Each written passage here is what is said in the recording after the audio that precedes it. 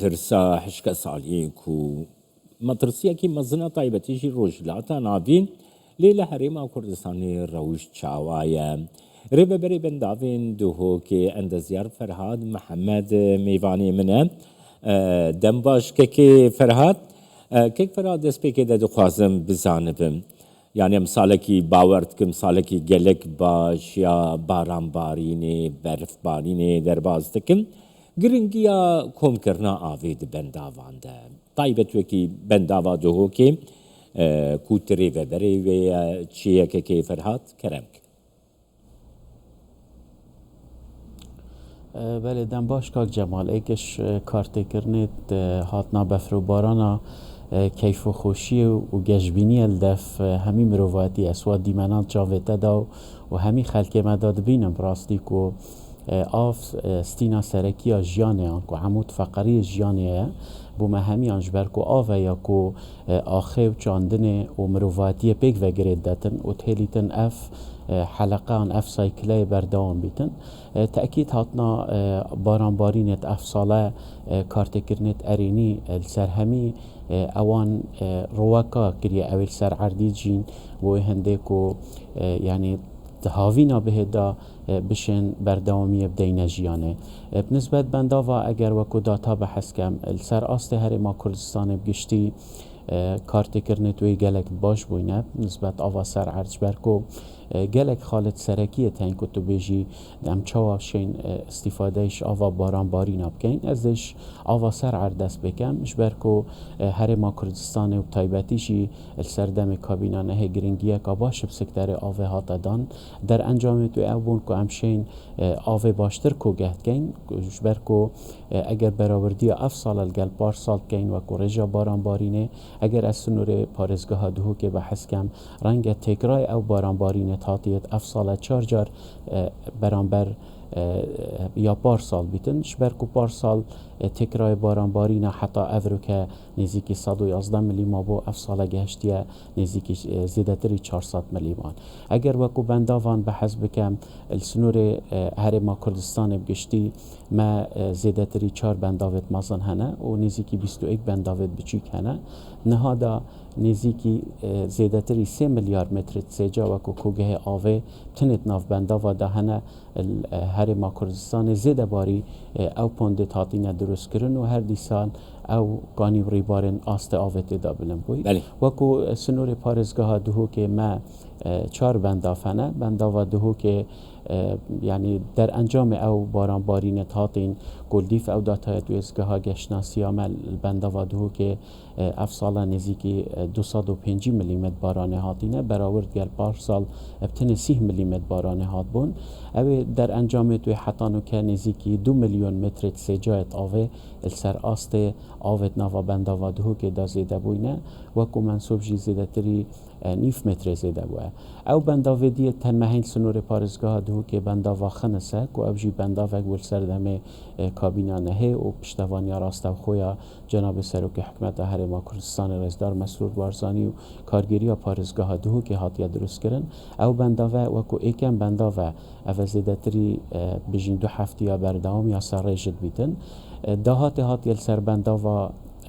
خنس زیده تری 4 میلیون متر سجایت آوه و بنداف پر بویش بر کورجه که باشا باران بارینه نزیکترین ویزگه ها کشناسی کو داتان که فرهاد گرد گرینگیه استراتیجیا کم کرنا آوی چیه طایبت الوی حرمی لپروژلاتان آویم گو مطرسیه که گلکی مزن یا آوی هیا کم کرنا آوی هیا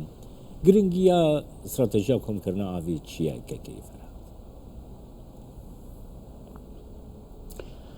تأكيد هم هميد زانين كو روشا عراق بگشتي روشا كخرابة بنسبة سرچاوت آوه بجي دارت آوه جبركو عراقيات ازمه كا آوه دا بريد بلا وكو بجين روش كانا بجين جبركو جي دار سركي ولات الدورو برن نبتنه بش بختن السر باران بارينات كتن لوكو هرما كردستان كو ام بشك انش عراق ما جدارت باشد آوه هنه و مخابنی وجید بجم حتی انو که حکومت عراق نشیا و کوپیتوی هاری کار بیدگل حکومت هرما کردستان بوی هنده که امشین جهد باشتر بو بنداوا دروست بکن و او بودجه پیتوی بهت دابین کرن با حکمت هرم کردستان سرارای هنده که حکمت هرم همی درگه فکرین بوی هنده که بشین اداره که باشترا سرچاوت آوه بکن پمهنگیل گل عراقی بله گرنگیت و گلکن تایبتی جی بو ورزه هاوینه که همی يعني هرم كردستانيان همي هولاتيك ان همي عراق بيتوي بهنديك و آف بهت دابين كرن بو آوا فخار نبيد بو كرت جان گرد وی چرچوه تجمره بیشه که کی فرهاد گرد وی چرچوه تجمره بیشه مثلا چیکرنا زیده یا پوندو بنداوان اولهیا آوی چاوا يعني اولهیا آوی دابین دیگه دوی درباره دگر تو ما آگاه دار بکی چی کرنا هری زیده پوندو بنداوا که کرم کن کاک جمال پیوندیه که راستو خویا هیتنا برای دابین کرنا آسایش آوه و دابین کرنا آسایش خوراکی اوه هر دو پیوندیه که راستو خویا هر جواکه که دا درست کت آن سروی عردی درست کتن لوا گرنگیدان درست کرنا بنداوا و پوندا هر جهه کی بید هر پارچه که بیتن دبیت اگر بوی هنده که تو زامن کرنا آسایش آوه بکی یا سر عرض بو نفشین و که یا بن عرضی بو نفشین دهاتی که پراستی جی همی یعنی آماجه و پیشبینی چنه هنده که شرین بهت یه جهان دل سر آوه بیتن لوا جی زورا گرنگه وکو استراتیجیات هم اتکابینان هدا و هم جی متأکدم دیدگاه رو یا این جناب سروک حکمت بو کابینت بهت جی اوه هم چاب شین باشترین جه آن باشترین رگ کار بینی بوی هنده بشین ریجه که زورا یعنی کلدان آوه آن کوگه کرنا آوه بکین بو آوه سر عرد جبر که هر وقت ما آوه سر عرد کوگه کر او ریجه باران بارینا زور آن او ریجه يعني بفري اواتيتن او بن عرجيده مفاجئه بينتن وهذا همي دبيتا وكيد بيجين ريسايكلينج كو دوره كامل بو آوه السر روی عردی به تول گرتن ام ویز جبیر نکن ما وکو هرما کردستان وکو سروشت وکو طبیعت ما جینگه هکا گنجایا هی ما ریبارو کانی که باشد هین ما جهد باشد هین کو رجا هکا باشا بفربارین آن باران بارین لیت هد بوی هنده کو مفاجئه ول گرین هر دوی چرچوات دیار کریده که فرهاد هر دوی چرچوات دیار کریده هر دم گواگ مرو بحثا آوه دیکه براورد بعراقي ريت كي يعني مثلا نها روشا آوه لسر آستا عراقي بگشتي وحريما كردستاني چاوايا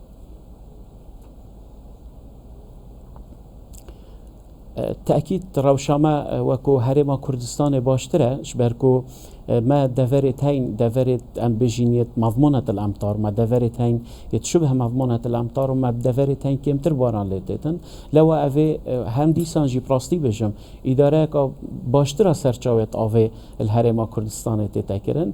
روشا عراقي من بخوشنين از ويجي بجم بس تاوين دا در انجامت ويدي ديار بن روشا عراقي خرابه براستي يعني وكو بنداف راستكو جهنوكي هندكي هي اتنافا هندك بندافت عراقي دا بس اگر تو براورديه بك اگر بيتوين عراقي بورزه هاوينه روشيا باش نينه بتايبتي جيل بندافا موصل يعني بندافا موصل بارسال التايفا سيدا زيدتري 3 مليار ونيفا متر سجايت آوت نافا بندافه ده هبونو كابتن 1 مليار ده هيا اواب خوب خو آماجه هندكو يعني بيتوين عراقي آوا و خارنه رنگ الورزه هاوینا بهت کشه بود دروز بن اگر عراق ادگل ولات دوروبر چاره سریه که بو بابتی نبینی تو بتایبتی جی ترکیه جبر کو وکو هرما کردستان و بتایبتی جی رویا سروک حکمت آف بو همی حولاتیت عراقی وکو ایک تهتا دابین کرن و دابش کرن جبر هنده براستی هم همی جارا گلیه هندید کن تاكو حكمة عراقي بتشيت المفاوضات الجلوالات الدور بركت ام هرما كردستان ما جهد باشه درست كرنا بنداوات هين لجنه فنيه هاتينا درست كرنا في برما وعراقي دابو هندي كوندك بنداوات استراتيجي بين درست كرن هم ام وكو هرما كردستان جي مفاجئ بينونا هم بو عراقي جي مفاجئ والگرن لب مخابني و حتانو که او بو جي بيويست بو هندي كو پنگاوت کردار بهنا هاوتنش لا حكمة عراقي ونهات يكرن بله گلک سپاسیاتت کم بو وانا آگاه داریان که فرهاد محمد بری و بری بنداوین دهوکش دهوکل گل